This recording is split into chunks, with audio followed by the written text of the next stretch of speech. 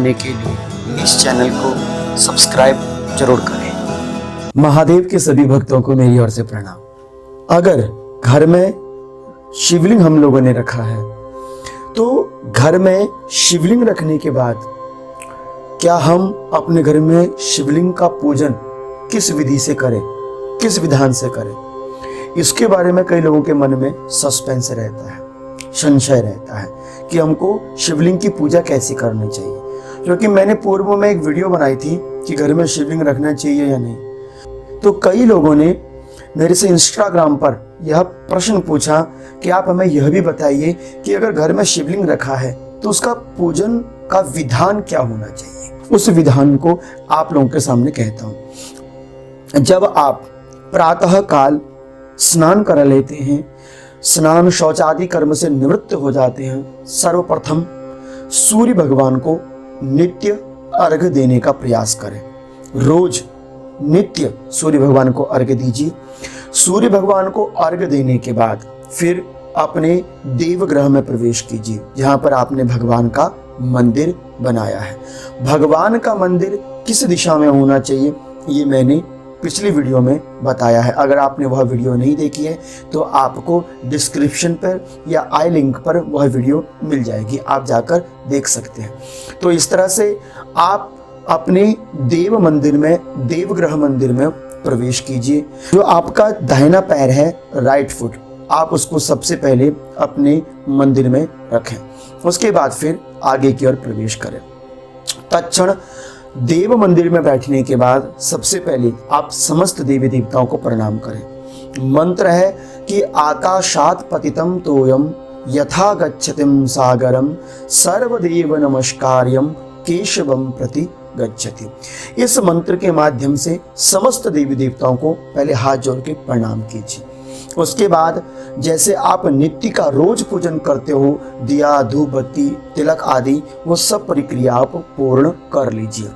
अब उसके बाद महादेव की पूजा करने की जो विधि है सरलता से आपको कर लेनी चाहिए। ज़्यादा लंबी चौड़ी करने की आवश्यकता नहीं है, क्योंकि भावो ही विद्यते देवस तस्मात् भावम समाचरेत।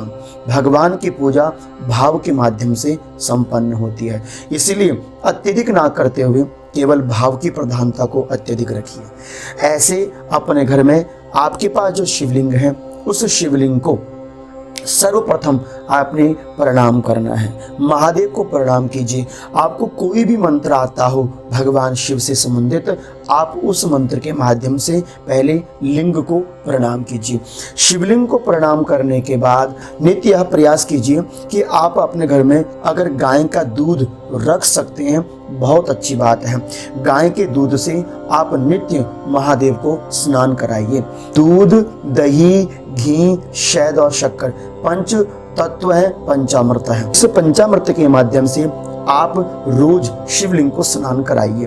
अगर आपके पास नित्य के लिए गाय का दूध अवेलेबल नहीं होता या आप नित्य पंचामृत बनाने में असमर्थ हैं तो मात्र केवल आप गंगा जल के माध्यम से रोज महादेव का अभिषेक कर लीजिए। महादेव के अभिषेक को करने की वैसे तो बहुत जटिल से जटिल, सरल से सरल विधियां भी हैं, लेकिन अगर आप नित्य अपने घर में महादेव की पूजा करते हैं तो आपको बहुत करने की आवश्यकता नहीं है, क्योंकि नित्य पूजा में सब कुछ समाहित हो जाता है। जब आप शिवलिंग को प्रणाम कर लें, पंचामृत आदि से स्नान करा लें, उसके बाद अगर आपके पास श्रृंगी उपलब्ध है, श्रृंगी कैसी, ऐसी, इसे गौमुख भी कहते हैं, श्रृंगी भी कहते हैं, तो श्रृंगी के माध्यम से भी आप नित्य भगवान महादेव पर जलार्पण कर सकते हैं। श्रृंगी को पकड़ने का तरीका है, ये गौमुख मुद्रा है। इस मुद्रा के माध्यम से आप श्रृंगी के ऊपर जलधारा अर्पण कर सकते हैं। देखिए, आप देख सकते हैं कैसे पकड़ा है मैंने। इस तरह से श्रृंगी के माध्यम से भी आप महादेव को जल अर्पण कर सकते हैं। जब आप महादेव का अभिषेक कर लेंगे तो अभिषेक किस मंत्र के माध्यम से करें। अगर आपको ज़्यादा कोई वैदिक मंत्र नहीं आते हैं तो आप ओम त्र्यंबकम यजामहे सुगंधिम पुष्टिवर्धनम उर्वारुकमिव वंदनान मृत्योर्मोक्षेमामृतात्, इस महामृत्युंजय मंत्र के माध्यम से आप महादेव के ऊपर नित्य जलार्पण कर सकते हैं। तो स्नान कराने के बाद एक स्वच्छ वस्त्र रख लीजिए और महादेव के लिंग को अच्छी तरह से साफ कर लीजिए कि जो आपने शिवलिंग रखा है उस शिवलिंग को आप किसी पात्र के धातु पर रखें। जैसे कोई तांबे का पात्र हो जाए या कांसे का पात्र हो जाए या पीतल का पात्र हो, आप उसी पात्र पर ही अपने शिवलिंग को स्थापित करें। जिसमें आप भोजन करते हो ऐसी स्टीलों की थालियों पर या किसी लोहे की बर्तनों पर आपको अपने शिवलिंग को नहीं रखना है। अगर आपके पास सर्प उपलब्ध हो जाए या बाजार से आपको मिल जाए तो आप लाइए और अपने शिवलिंग पर उन्हें भी स्थापित कर सकते हैं। तो इस तरह से आपको अपने शिवलिंग पर भगवान नागराज को भी स्थान देना चाहिए। बाद सबसे पहले भगवान महादेव को यज्ञोपवीत अर्पण कीजिए।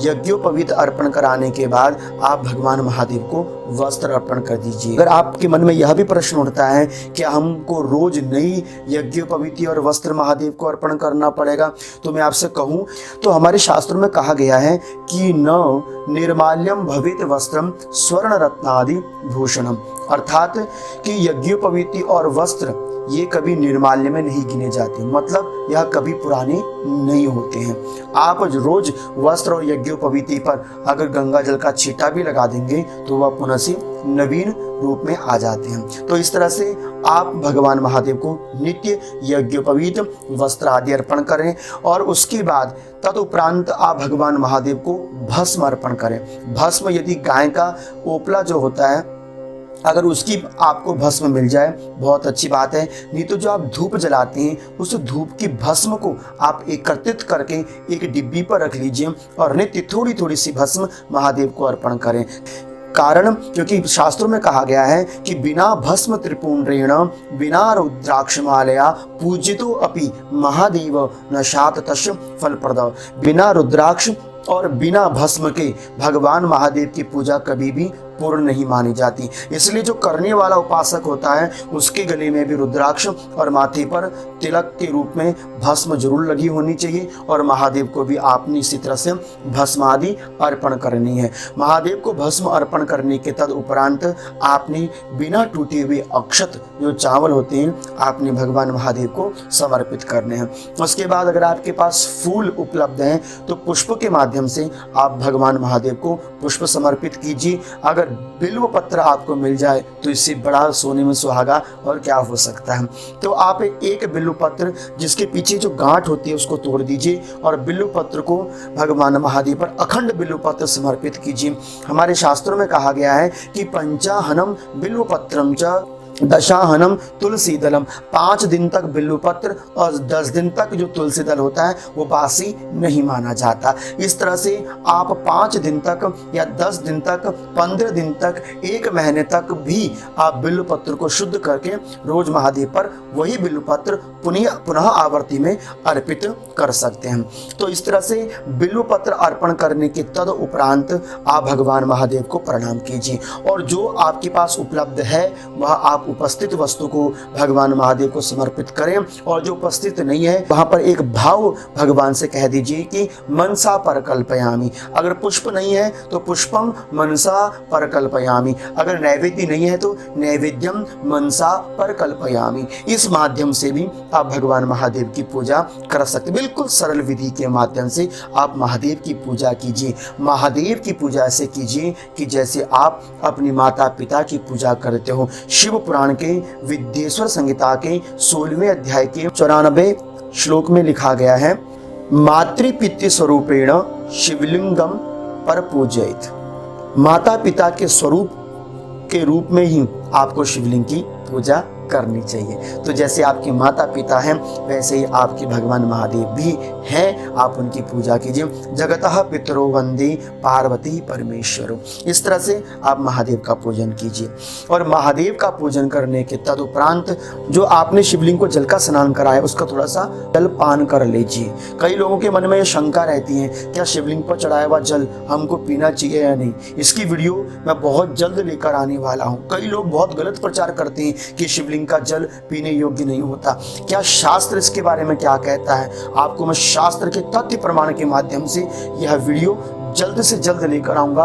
आप मेरे साथ जुड़े रहने का प्रयास कीजिए। शिवलिंग को स्नान कराने के बाद थोड़ा सा जल गंगा जल के रूप में आप पान कर लीजिए। इस तरह से शिवलिंग को जब आप पूर्ण रूप से पूजित कर लेते हैं तो आप किसी भी एक मंत्र के माध्यम से भगवान महादेव की पूजा या भगवान महादेव की प्रार्थना कर सकते हैं। जैसे पंचाक्षरी मंत्र है ओम नमः शिवाय, या शिव मानस पूजा के माध्यम से नागेंद्र हाराय त्रिलोचनाय भस्मांग रागाय महेश्वराय नित्याय शुद्ध्याय दिगंबराय तस्मै नकाराय नमः शिवाय मंत्रों के माध्यम से भी आप भगवान महादेव को अपना भाव समर्पित कर सकते हैं। कुछ अर्पित करने के बाद आप महादेव के शिवलिंग के ऊपर एक बात ध्यान रखिए कि जो भगवान महादेव का जो लिंग होता है उसका जो ऊपर का भाग होता है उसे कभी खाली नहीं छोड़ना। देखो यहाँ पर एक मैं आपको दिखाता हूँ, जैसे मेरे पास एक शिवलिंग है, इस जो शिवलिंग का ऊपरी भाग है इसको कभी खाली नहीं छोड़ना चाहिए। भगवान महादेव के इस ऊपरी भाग को सदा बेलपत्र से या फिर पुष्प के माध्यम से सदा ढक कर रखना चाहिए। इस तरह से आप शिवलिंग के इस ऊपरी भाग को भी किसी न किसी पुष्प बेलपत्र आदि के माध्यम से या वस्त्र के माध्यम से ढक कर रखेंगे तो शिवलिंग के ऊपर एक जलधारा बहने वाला स्टैंड मिल जाता है, जैसे ये मेरे पास पड़ा हुआ है। आपने ऐसा स्टैंड लेकर आना है, ऐसा स्टैंड, ऐसी जलधारी वाला स्टैंड आपने लेकर आना है। इसके ऊपर एक लोटा आता है छोटा सा गड़वी के टाइप में, इसके पीछे छोटा सा छिद्र होता है। आपको इसके ऊपर ऐसे लगा के भगवान महादेव के ऊपर रख देना है और इसके ऊपर जल दे दीजिए। और इसकी ज़्यादा अगर जल धारा थोड़ी अगर तेज हो तो आप इसमें कुछ ऐसे कुछ लगा दीजिए ताकि पतली पतली एक एक बूंद भगवान महादेव पर गिरते रहे। इस तरह से भगवान महादेव का आपने पूर्ण रूप से पूजन करने का प्रयास करना है। और यदि आपको ऐसी जलधारा देने वाला स्टैंड बाजार में अगर नहीं मिल पाता तो आप कोई एक पात्र ले लीजिए, उस पात्र को जल से भर दीजिए और उस पात्र के अंदर अपने शिवलिंग को भी आप रख सकते हैं। तो इस तरह से जब आप जलधारी आदि के माध्यम से भी भगवान की संपूर्ण वांगमय पूजा कर लेते हैं तो उसके बाद आपको लिंग मुद्रा बनाकर, लिंग मुद्रा कैसे बनती है, दो तरह से बनती है। या तो इस तरह से देखिए, आप देख सकते हैं, ये हाथ को आप ऐसे कर लीजिए और ये अंगूठे को ऐसे, तो आप इस तरह से अपने हृदय के पास लाकर लिंग मुद्रा बनाकर ओम नमः शिवाय, ओम नमः शिवाय आदि का जप करके भगवान महादेव की भी उपासना करें। और लिंग मुद्रा बनाने का दूसरा तरीका है इस तरह से। तो आप इस तरह से ये आपकी उंगलियां हैं, इनको ऐसे लगा लीजिए और इस अंगूठे को जो आपका है इसको ऐसे करके इस अंगूठे को बाहर कर लीजिए और इस तरह से भी लिंग मुद्रा बनाकर भगवान महादेव के नाम का जाप करके महादेव की उपासना कर सकते हैं। लिंग मुद्रा के माध्यम से जप करने के उपरांत आप भगवान महादेव को समर्पित भाव से अंत में एक मंत्र आपको याद कर लेना चाहिए। वो मंत्र मैं आपको स्क्रीन में दे रहा हूं, आप उस मंत्र को याद कर लीजिए। वो बहुत सुंदर मंत्र है, बहुत सुंदर श्लोक है कि शिवे भक्ति ही शिवे भक्ति ही शिवे भक्ति शिवे शिवे अन्यथा शरणम नास्ति त्वमेव शरणम मम। हे महादेव, मैं आपको छोड़कर और किसके शरण में जाऊं। ऐसा सुंदर यह श्लोक है, आप इसको कंठस्थ कर लीजिए। आप नित्य इस श्लोक को भगवान महादेव के प्रति समर्पित भाव से कह दीजिए। अपने शिवलिंग का कोई न कोई एक नाम रख दीजिए, नाम रख दीजिए अपने शिवलिंग का। महादेव है या महामृत्युंजय है या दिगंबर है या अष्टमूर्ति है, आपको बहुत सारे नाम भगवान महादेव के उपलब्ध हो जाएंगे। तो कोई एक नाम आप अपने शिवलिंग का रख दीजिए और उसी नाम के माध्यम से आप महादेव को स्नान कराते रहिए। कितना प्यारा लगेगा आपको। तो बहुत अच्छा विधान और बहुत अच्छी प्रक्रिया के माध्यम से मैंने आपको यह संपूर्ण विधि भगवान महादेव की उपासना कैसे की जाए, विधि विधान क्या है शिवलिंग का पूजन का, सरली भाव से घर के अंदर जो किया जा सके वो मैंने आपको बताया। अब आपने मुझे बताना है कि यह वीडियो कैसे लगी। अब वीडियो अच्छी लगी है तो इस वीडियो को लाइक और सब्सक्राइब चैनल को जरूर कर लीजिए। आपके मन में यदि कोई प्रश्न है तो मेरे से पूछ लीजिए, आपके प्रश्नों का उत्तर मैं जरूर दूंगा। तब तक आप सभी लोगों को मेरी ओर से अनंत अनंत कोटि प्रणाम।